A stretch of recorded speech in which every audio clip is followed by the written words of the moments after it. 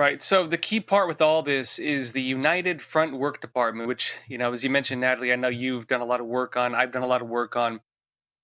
The important thing to understand is how the United Front Work Department functions and what its goals are. So this individual being accused of, again, tied to these Chinese spy organizations, using his ties to various organizations, not even just that one, to funnel money into the campaigns of politicians. He has direct ties, according to the Daily Caller, to the United Front Work Department. A lot of that is through the All China Federation of Returned Overseas Chinese. Now, what the United Front does, this is a branch of the Chinese Communist Party that is dedicated to doing what they call leadership capture. The role of the United Front is to, work on the front lines of the Chinese Communist Party, which is on American soil. That means these guys are operating in the United States. They have public organizations. They don't even try to hide it. I mean, Natalie, I know you've done a lot of research on this too. You found individuals like they say it on their business cards half the time. Like they do such a poor job of hiding their ties to these Chinese spy organizations that it's almost like laughable. They say it publicly, they have websites publicly, they don't try to hide it at all.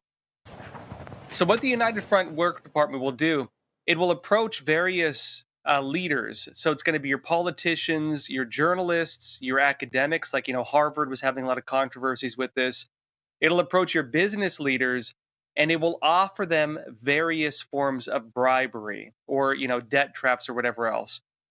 So the Chinese Communist Party will typically offer 4 different things to people. That's going to be lust, meaning, like honey traps where maybe there's underage girls, they invite them back to China, or like prostitution rings.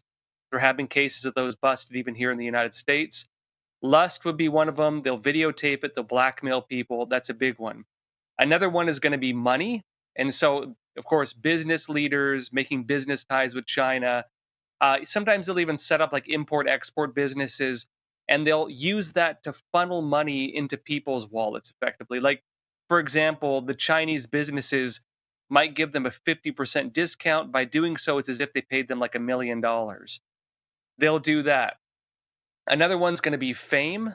A lot of times with, college professors, with academics or journalists, it's fame. They invite them to China. They treat them like royalty. You see this a lot with like TikTokers and like YouTubers right now who are getting offered these trips to China. That's one of the main tools they use.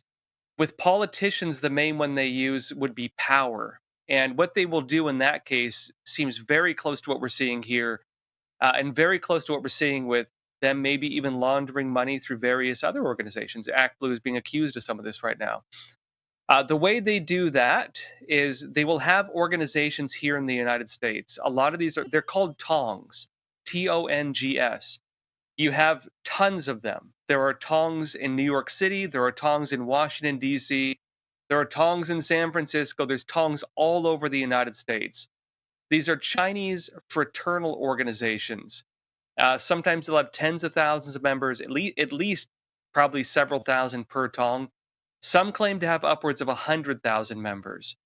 And if you work with them, if the Chinese Communist Party uses its United Front to win you over, they will donate to your campaign. They will bus around voters.